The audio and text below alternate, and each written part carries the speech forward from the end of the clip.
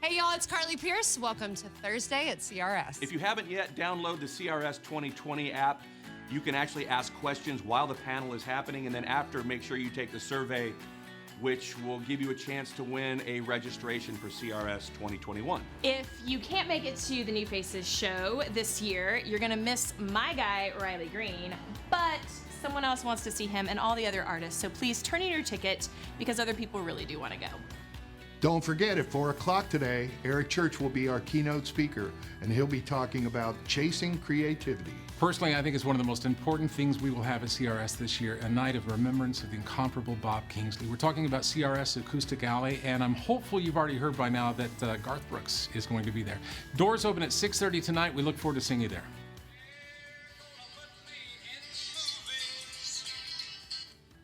They're gonna make a big star out of me.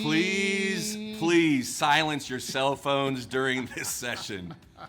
Dude, unbelievable. One more thing. Yeah. Have you seen Gator Harrison? What in the world is going on He's got with a mohawk. his hair? He's got a mohawk. Woo.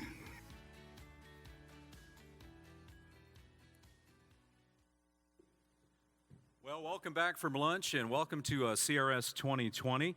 I'm Tom Hanrahan, one of the core moderators this year for CRS 2020, and along with Katie Dean and Tom Baldrico, we welcome you this afternoon to Why I Use Audio, the advertiser's perspective. Well, we've got a lot of content to cover in the next 45 minutes, so we're going to jump right into it. Some housekeeping notes. First and foremost, you heard on the package just moments ago. If you have a question, we'd love to have your interaction this afternoon because we're going to have a lot of content coming your way, and we're going to get to specifics on how to do that in just a moment. But as we think about audio for 2020, in fact, I saw an article, I think it was Forbes.com just last month. You may have seen it as well. The article talked about if audio and the digital strategy were basically the fashion industry, basically what was old has become new again. And I totally agree with that, because when we think about audio and audio strategy, especially with advertisers, let's think about all the different types of platforms.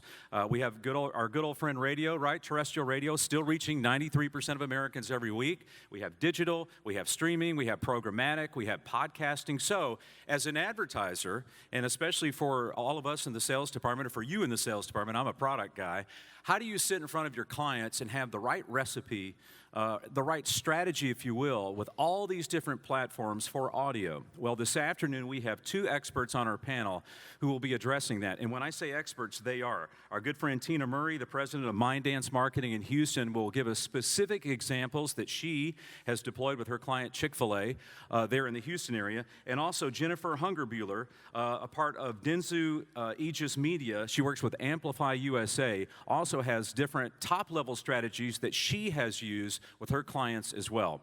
Here's our goal, as always with CRS, that you're able to walk away with actionable information and actionable things that you can put in place in your market on Monday morning, whether you're a small market, medium, large, or major market. Because with CRS, we always want you to be able to take that information back to your market and put it into play right away. Some housekeeping notes as mentioned. If you want to interact with our panel this afternoon, we would encourage you to do so. There's nothing worse than a monologue. We want a dialogue. We want collaboration. So if you have a question, go to your CRS app, put your question in. Our good friend Stephanie Callahan here on the front row will be assisting throughout the presentation, who, by the way, was the chair for this panel and who has done a fantastic job.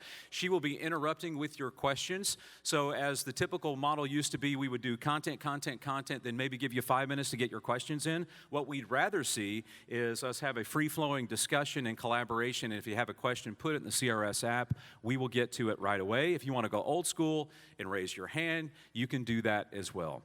At the end of the day, we want collaboration. We want you to get the most out of this panel as possible. So let's go right to it. Tina, give us a brief introduction of yourself and then tell us specifically what you've done with your marketing campaigns in Houston for Chick-fil-A. Yeah, well, my name is Tina Murray. As he said, I hail from the great state of Texas, and my agency is based out of Houston, Texas. I started it when I was 26 years old, and Chick-fil-A was my very first client.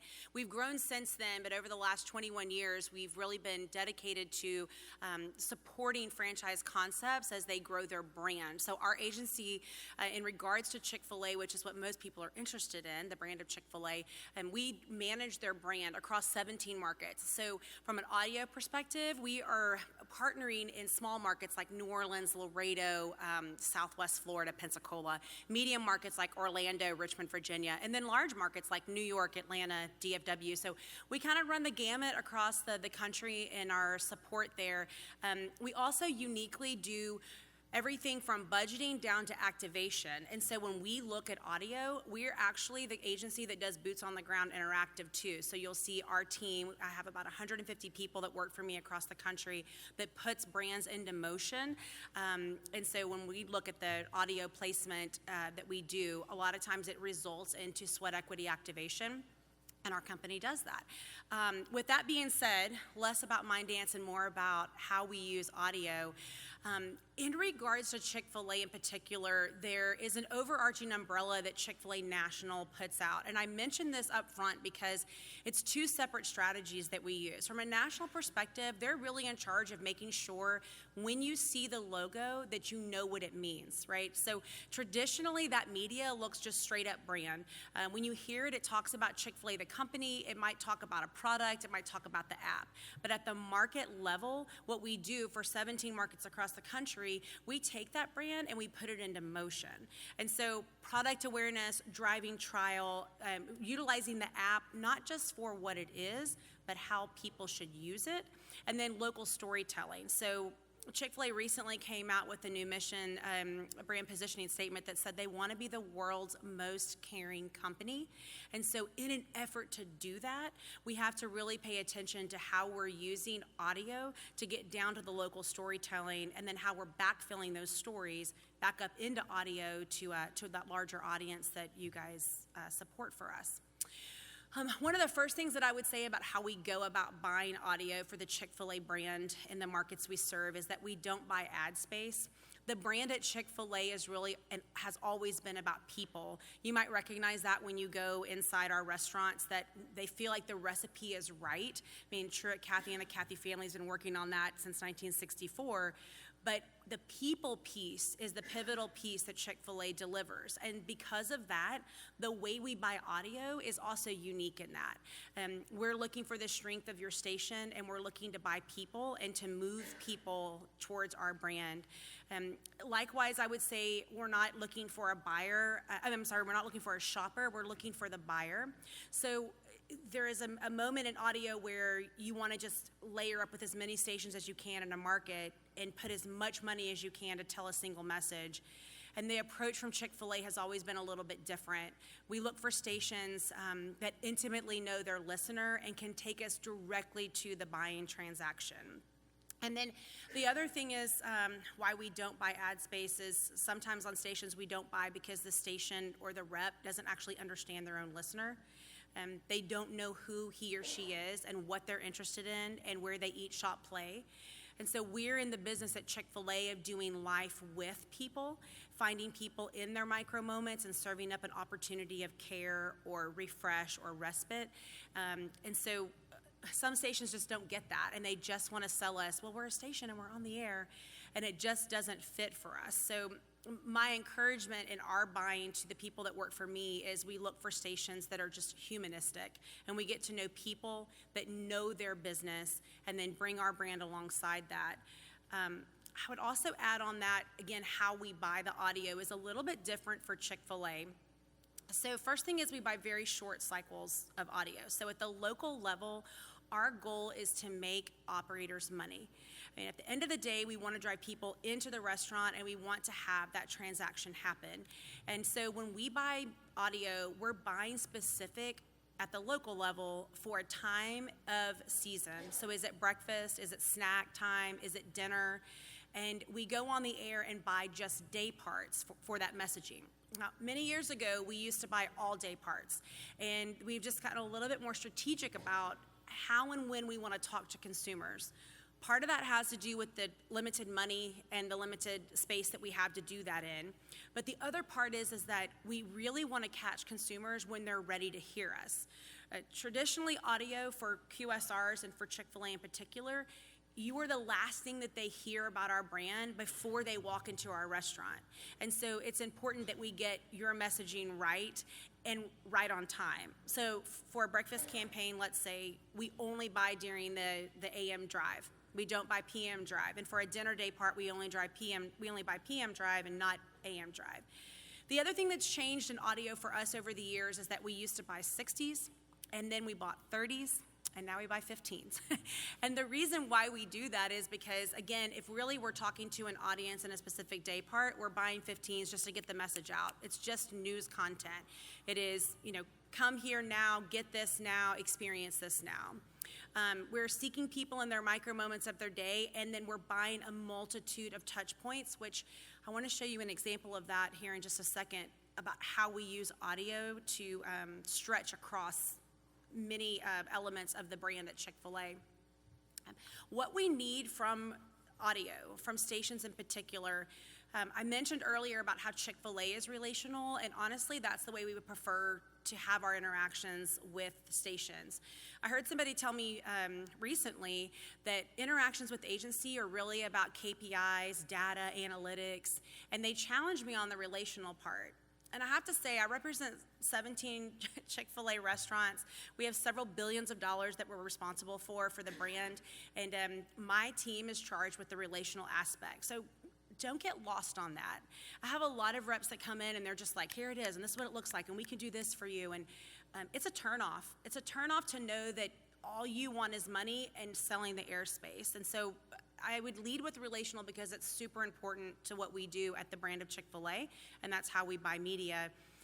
Tina, can I just jump in for a minute?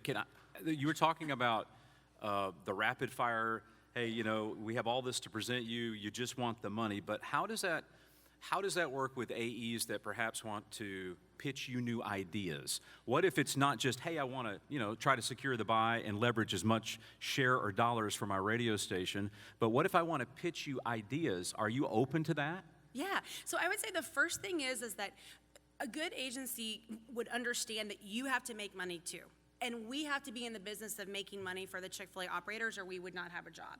So that's part of the game. So I understand when people call me up, what they're doing is their job, and I'm never offended by that. Okay. But I like to lay out good, clean groundwork. Like, here's the deal. I don't need you. My buys are done. We've missed the deadline, whatever it is. But I think that the idea is that you're not one and done. You don't just come to me when you need me. That, in fact, my last slide is actually talking about future proofing. And the thing is that our best stations come to us and ask us questions before we ask them. Yeah. What are you doing? When are you doing it? Sending us new ideas. If you're not offended for me to say no, then I'm not offended if you give me 9 things to consider and then wait for me to consider them, because it's sometimes not immediate. Okay. Right? All right, fair enough. In addition to what we need from stations, and audio in particular just has to do with personalization. So your stations are super unique. Your listeners are unique. Your program directors are unique. And we appreciate that type of personalization and to complete the experience. And this is where I want to give you an example of how audio has served the Chick-fil-A brand so well. KKBQ in Houston, it's a market where I started from, so I have a great relationships with 93Q there. And Johnny Chang, if anybody knows him in the room, he is a phenomenal programming director. It's not often that agencies work with programming directors, but at this station, they really came alive with the whole package and the power of their station. This is one of our billboards. Burger eaters won't last more than 8 seconds around here. It looks like the font did not translate. Please don't take that for Chick-fil-A font, because that's not our font. Mm-hmm. But what I would say is, this is where we started, and Johnny saw that on our billboard campaigns, because we have billboards. This is where we went under the collaboration with audio. We went to this, and then it looked like this in reality. And we put up billboards around the city that complemented rodeo radio. So it started with the buy. They had something to sell. They have all these tickets they want to give away. It was a product they were selling. I was very interested because my cows resonate well with the rodeo. We partnered up with that. Every time they give away tickets, it's brought to you by Chick-fil-A. And then we went into this billboard campaign, and then we went into social, on-air elements, remotes at all of our Chick-fil-A restaurants. That layered approach actually drove and continues to drive year after year a double-digit sustainable sales increase for the brand in that market. And that's huge. It's also good touch points for operators. Let me just end with this so that I don't take up all this time here, but I'm super passionate about the brand and what we do here. But let me just say the future-proofing idea here is how do you continue the relationship? In representation of Rodeo Radio, one of the things that we are doing now is considering a long-term partnership with the station and pinning a contract. We have a contract with the Houston Livestock Show and Rodeo, and I want a contract with 93Q. I want them to commit to me, Rodeo Radio, for the same term that I have the rodeo contract with the Houston Livestock Show and Rodeo. I want them to continue to show me where the avenues of success look like. I want them to continue to give our operators what they want, and they think bonus spots, free stuff, added value. I realize what that is. The operators just want to hear it, feel it, touch it, smell it, see it. And if a guest doesn't come in and experience that with the operator, sometimes they don't think it's real. So we try to build that into the plan. And then the last thing I'll go back to the start with is move with the brand. It is relational for the way we buy media. And it's always amazing when a station can come to us and say, we have an idea and we'd like to roll it out with you before I even know I need what they're selling me. Two quick things. Any questions, remember you can use the CRS app. You can open it. Just put the questions in the app. We'll get it to the panelists as quickly as possible. Stephanie will pop up and give us that information. Two quick things before we move to Jennifer, though. What I found fascinating, found it all fascinating as a product person, but the collaboration I hear between Johnny and you, I think is really something to point to, because many times as program directors, typically early in my career, we had a us versus them mentality. It was like, well, you know, there's the programming people and then there's the sales people. We're on our side of the building, you're on your side of the building. What I love about that story is that it really shows and it puts into action that, look, product people like myself, and even if there's product people in the room, we're all in sales. We're all in sales. So Johnny sees a billboard, he goes, aha, that's a really cool message. How can I incorporate that into something for my brand? And so we take it, and he took it one step further, and i.e.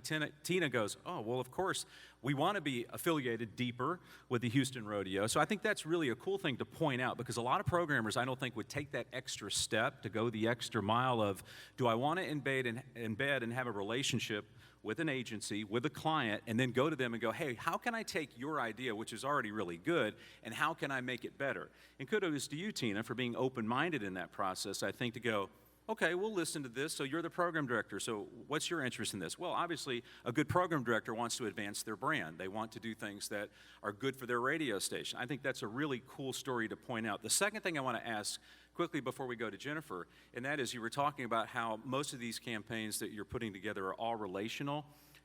One thing that I didn't see in that, and as a talent, loosely used term, where are the DJ endorsements? I didn't see that in the presentation.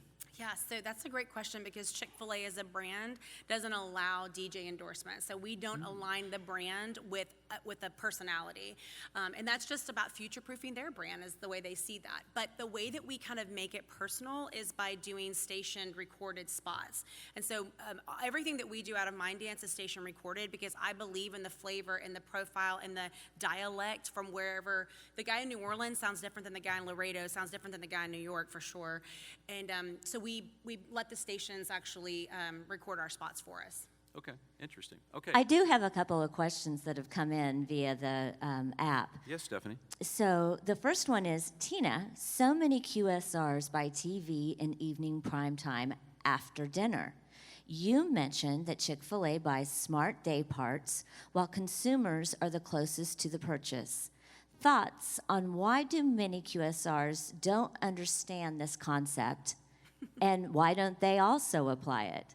Well, I can't speak for them, but I would say too, don't be lost on the fact that we do have national media at Chick-fil-A that runs the brand all the time. So you might find the brand messaging alive, on TV at 8 p.m. talking about breakfast.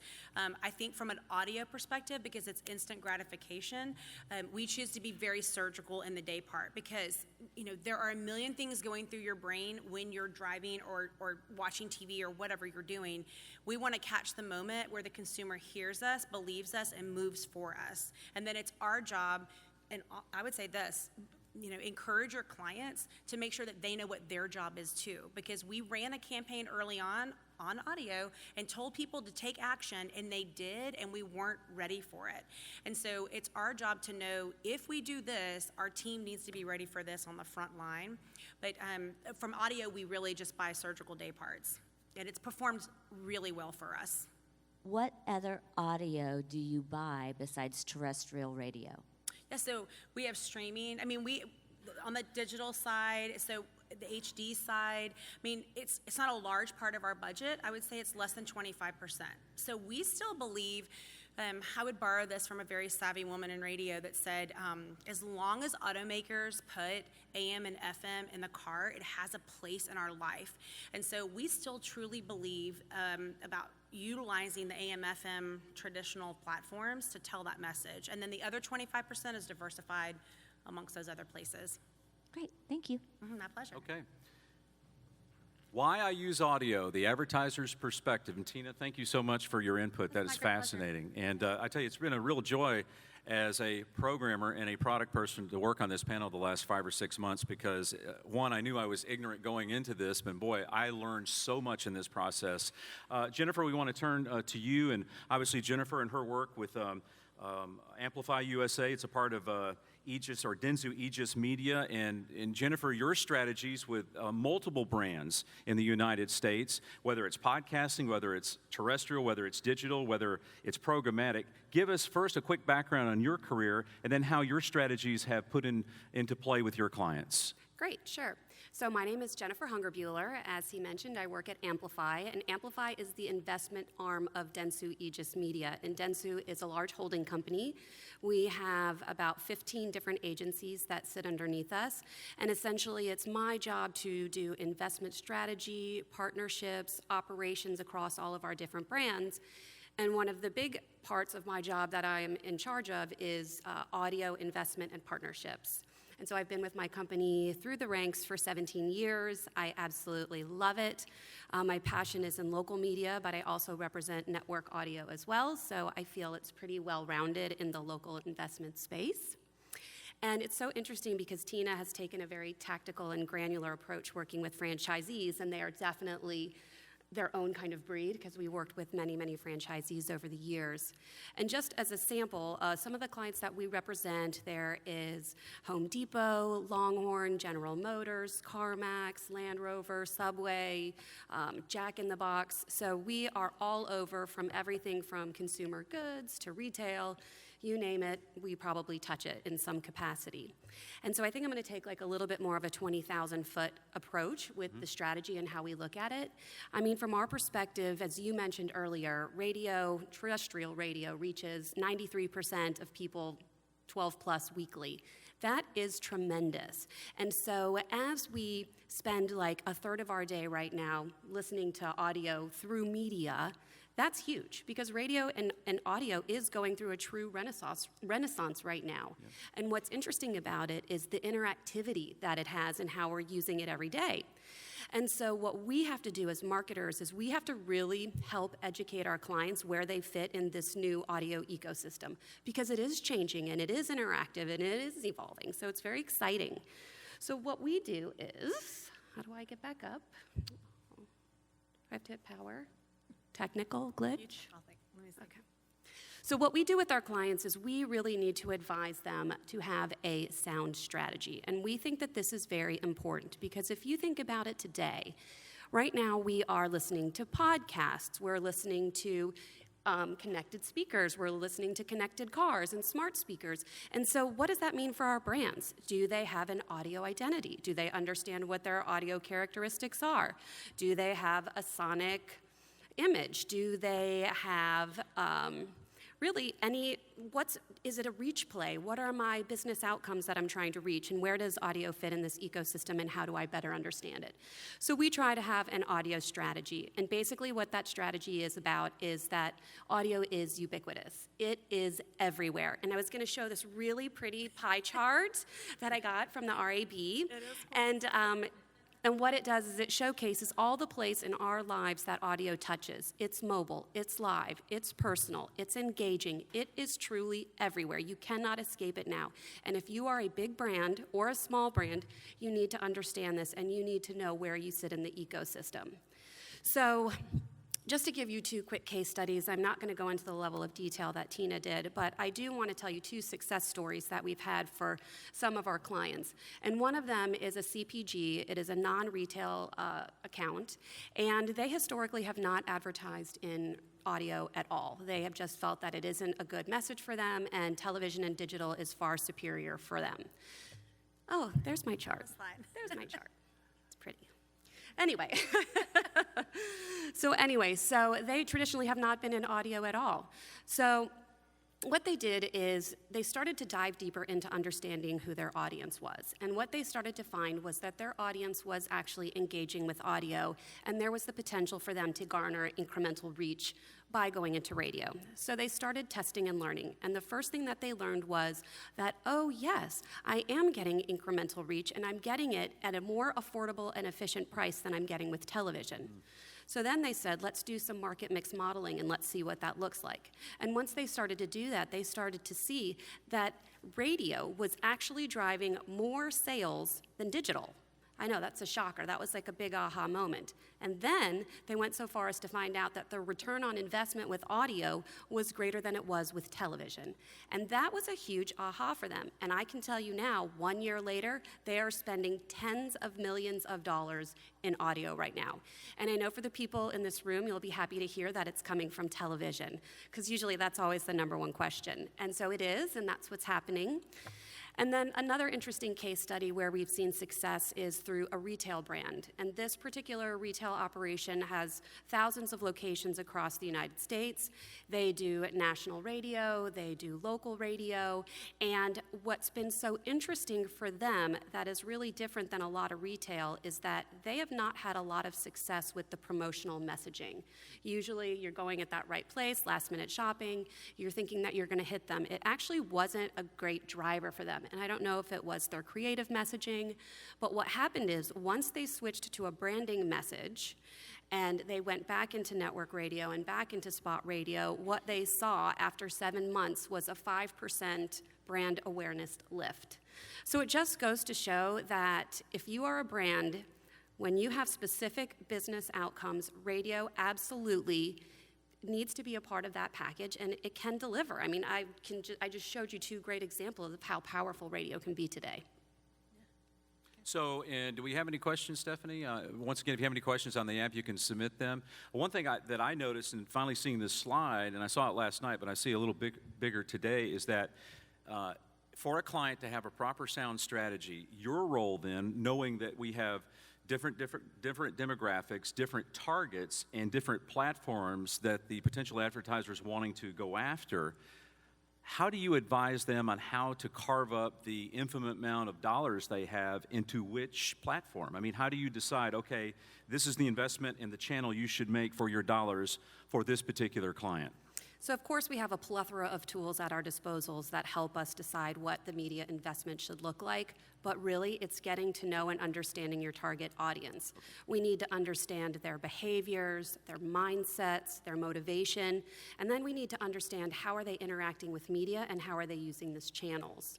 So at Dentsu, we have a tool that is called M1, and it's our proprietary people-based insight and planning and measurement platform. And basically what it does is it gives us insight into our clients' targets at a very personal level. So then we can understand how are they interacting with these channels, how are they using it, what's their consumption behavior, and then this tool will then go in and help us understand what are the opportunities to reach this target so that we can deliver the right business outcomes for our client. Radio, you know, at its hallmark has always been the perfect reach medium. And so not knowing, but my guess is with all these different platforms and different channels available to a prospective advertiser, your job then would be to achieve incremental reach for the advertiser. How do they want measurement? And on their side of the equation, how do they look at you after your proposed strategy and go, okay, here's the measurement I'm looking for. These are the metrics that I need to see in order to know if this campaign is successful. Well, digital really opened the door for data, and our clients love data. Data, and they want real-time data. So I still feel that the one drawback with terrestrial radio is that we don't have that real-time measurement.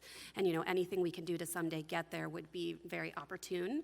But with digital audio, it's a completely different story. So they absolutely want real-time measurement. They are very driven by transparency, accountability, and then we do a lot of brand awareness studies, attribution studies, brand metrics, you name it, we want to study it. We do a lot with Millward Brown and Ninth Decimal and location attribution, anything that we can tell how their return on ad spend is and what's driving sales to help with our clients' KPIs are what we want to measure. And I will say that those clients that do have a greater investment in audio, they do the measurement so they really can make sure they're getting dollar in, dollar out. And I see that those are the ones that come back more and more because they see the proof points. Stephanie? So specifically, one of the questions that's come in from the audience is, how did the client who found radio was driving more sales than digital measure those results? Can you tell us how they found that? How did we measure those results? I'm sure we did it through return on ad sales. It was return on ad spend metrics, and that's how we were able to tie it back to their CRM data and their sales, and then we were able to look at how much did it cost us and what did we get out of it. One more question that's come from the audience that being on the radio sales side of things for so long, I find particularly interesting is I worked at both Arbitron and Scarborough qualitative data. Now on the sales management side, as much as we try to share the audience stories using Scarborough, it seems most agencies just grind us on cost per point, respectfully. Thoughts on ways to share qualitative data better? And I think I'd like to dovetail on this. And is that important to you anymore, that Scarborough data? What could we bring to the table that might be more important? Honestly, I'll just start, but honestly, I think the more granular you can get, the better. So we subscribe to Nielsen's respondent level data, and why I love this is because it gets all the way down to the zip code level, and it gives us behavioral information.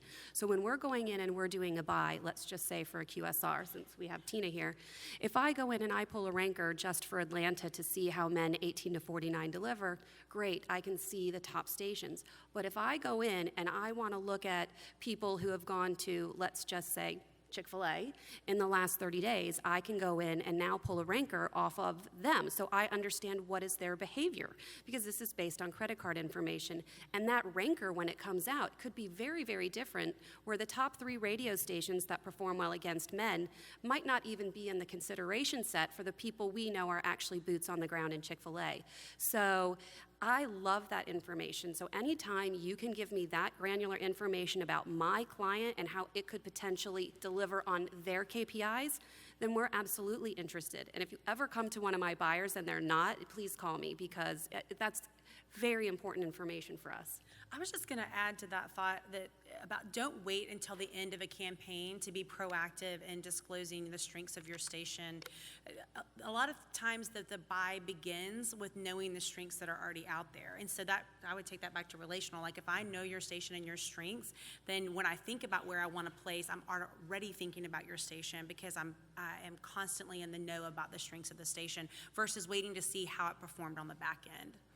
Stephanie, any more questions? Yes, a bunch. So Great. Keep them coming. Audio is such, this is specifically for Jennifer, audio is such an intimate experience. Listeners develop friendships with the hosts. Radio is truly the first social influencer. How do you see today's social influencers like podcast hosts figuring into your media plans in the future? Well, first off, I think that is one of the best benefits that local has to offer are the DJs and their endorsers. It is true grassroots, and there is such a connection. I know I personally listen to my morning show every morning, and if my son tries to change the radio station, I'm like, stop, I'm a crazy person. And so I absolutely see that connection. And I think that they complement each other. So for example, if you have podcasting is fantastic. It's a lean-in experience. If you are an advertiser who wants to have better brand affinity or brand awareness, it is a great vehicle for you to get that out there. And I really truly believe that podcasting and endorsing and terrestrial radio, as long with digital audio, really complements each other, and they all work really well together because they all have a lot of strengths. Personally, I think podcasting is very valuable. I think it's terrific. We have a lot of brands, and in fact, more and more dollars of our investment is going into podcasting. I would say that the challenge we have with it today is still the measurement piece. Tina, do you see Chick-fil-A using podcasting, and do you use podcasting? And if you were to use it, how would you use it in the future? Well, I think from the national level, we don't, but I think that has to do with how much money we have to spend and the audience that still is not aware of Chick-fil-A, and so we still are targeting our first and second tier consumer. From a local level, we don't, because we are really looking to mobilize people immediately. We're all about instant gratification. It's like from the radio to the drive-thru, and how quickly can we get you there? So we don't. And in fact, when I mentioned the 25% of everything other than AM/FM, I think about that spot, that changes a little bit depending upon what campaign we're going after. So really, we're looking for instant gratification, and we need live feed to do that. And sometimes the podcasts are delayed or replayed, or but a great place for national branding. We just choose not to be in that platform yet. Yeah, and I would also just add that it really complements terrestrial radio because podcasting doesn't necessarily have the same scale and reach that the linear does. So if you are a brand that is already have the reach, then augmenting it into finding your consumers where their passions and their beliefs are, it's just more powerful for you to build your brand equity. And I would just tell you from the, for what it's worth, from the programming perspective, especially on podcasting, I've always been, in fact, have been for the last 6 or 8 years, encouraging our talent, hey, it's great line extension. If you haven't started your podcast, you need to do that. Many times talent, when we first started doing this within iHeart 5, 6 years ago with local organic podcast content, they were like, well, what do you mean? They're like, you want me to do extra work? What am I going to talk about? And I would point them to, well, look, it shouldn't be extra work. Think about something that you're really passionate about. Think about something you could just talk about forever. Okay, well, yeah, okay, I can think about a lot of things. Okay, well, go in the studio and crack the mic and just start talking about it. That's all I'm asking you to do. I said, first and foremost, it's a great line extension for your brand post your show being done. And second of all, back to the point you were talking about with advertisements within podcasts, it's just a natural human connection that once a listener has already liked hearing your show on the air on terrestrial, and they believe you, because we all know that there's a great affinity between listeners and hosts, that they trust them, right? They believe like, hey, those people are part of my family. They're naturally, this will give you another opportunity within our sales department to go downstairs and go, hey, I'm doing this podcast on classic cars. I've got so many users and so many uniques and so many listeners on a monthly basis. Have you thought about taking a little extra dollars and leveraging those listeners into the annual buy for client, XYZ? And you'd be amazed. The talent go, oh yeah, I see what you're talking about now. It's just a brand extension. Plus, if you haven't seen this, and I'll shut up with this, there's a fascinating article I just read last week about podcasting really being a key driver and a contributor to helping people with loneliness. I don't know if you've seen this article, but podcasting right now has been one of the things that people are identifying that is drawing them out of loneliness because of the intimate one-to-one connection. So think about this. As an advertiser, you're basically renting from us, the radio stations or the media companies, you're renting that relationship with our listeners, right? That's exactly what advertisers are doing. It's a fascinating article. I'm not sure it had anything to do with what we're talking about but we were talking about podcasting, and it was just fascinating to me. Stephanie, any more questions? Yes, and I find this super interesting, and this would apply to both of you, Jennifer and Tina. How do you feel when radio stations present you digital in addition to audio? Do you prefer that they bring a portfolio to you that is from their agency, their digital agency in-house, or the station-related assets? Well, I would go back to the word I used before about being realistic about your station assets. Some stations present things because they have to. Management said, go and do it, sell it. You have an accelerator based on that, but you're really not the subject matter expert that either needs to be presenting it or that your technology isn't necessarily where it needs to be. So sometimes I find that in large and small markets, honestly. But I think the first question I would go after is, what are you solving for me? And if it makes sense to solve it with those platforms, then absolutely we would be interested in it. I mean, we can't turn off the consumer's needs and the way that they are consuming intelligence, and we want to be part of that. And if that's a strength of your station, the metrics are there to prove that, then absolutely we would buy into that. Yeah, for me, it would depend on what are my clients' KPIs and where is it the right fit, because it unfortunately isn't the right fit for every single client. So if someone's going out for a large reach play, then we're just going to go with probably national radio or regional radio. But if they're something that's more tailored, more localized, looking for grassroots execution, then perhaps it would make more sense to bring a package like that together. One other question here that I think is quite relevant is radio has traditionally been purchased on the cost per point model. Now that we're seeing audio being blended with CPP and CPM, at some point, do you see that there needs to be a blended measurement? Well, we already buy off of cost per thousand for all of our channels locally. So we have already made that transition, because while, there's still the argument of is an impression an impression, we believe it's the closest thing that we do have to get a view of that holistic audience. And as our technology within agencies gets better and allows us to buy cross-channel and be true market experts, we really are going to need that fluidity of the cost per thousand to be able to measure audiences across channel. Yeah, I would agree from a national perspective, Starcom Worldwide is our agency of record that would lean into that same thought process. But I would also say at the local level, there's something to be said about the client interfacing, because the way that we manage media on behalf of the Chick-fil-A markets has to do with market by market. So we're DMA by DMA. And inside each DMA, we think about 100 Chick-fil-A operators or restaurants that all have an opinion and they all have money that goes into, one QSR pot, if you will, that we manage on their behalf. And so I think it's about managing expectations and being able to answer, how do you buy, when do you buy, where do you buy? And one of the things that you had mentioned earlier that I just would touch on too, how do you buy, when do you buy, where do you buy? It really helps in the sense of making sure that it touches in my case, the operator's ears, and having people become part of the flight. And so we lean on our AEs a lot to provide us with details in real time. So was there something that was DJ chatter? Was there something that went up on social? Did somebody respond to something, digitally or socially, and getting that back to us in real time and sharing that with our operators, because at the end of the day, they get to vote how much money and where. Well, not really, well, yes, where, but definitely how much money, and then they lean on experts to tell them where, but ultimately they get to vote on that. And so we are constantly having to jockey for education for them, but implementation and awareness for them as well. And that is my job as much as it is the AE's job, in my opinion, that the AE needs to bring the resources to define that and defend that in some cases. Well, sadly, ladies, I think we're running out of time. So, Tom?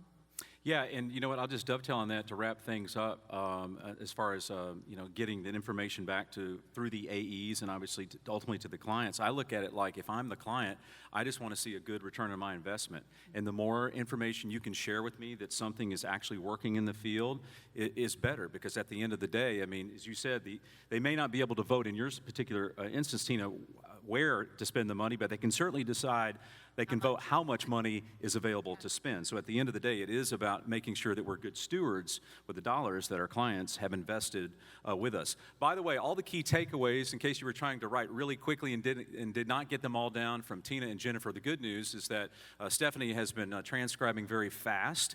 And at the end of this session, which is coming up here in the next 4 minutes, in fact, just a short time from now, on the CRS app, you'll be able to get the key takeaways from today's panel. And that way you'll be able, as we mentioned at the front of the panel, take that information back home to your home market, deploy that ideation into the field as quickly as possible, and show your general manager or whoever paid for your registration there is a good return on your investment. Let's a quick hand of applause or a round of applause for Tina Murray and also Jennifer Hungerbuehler for joining us today on our CRS panel. Thank you, ladies. Thank you. Thank you for having me.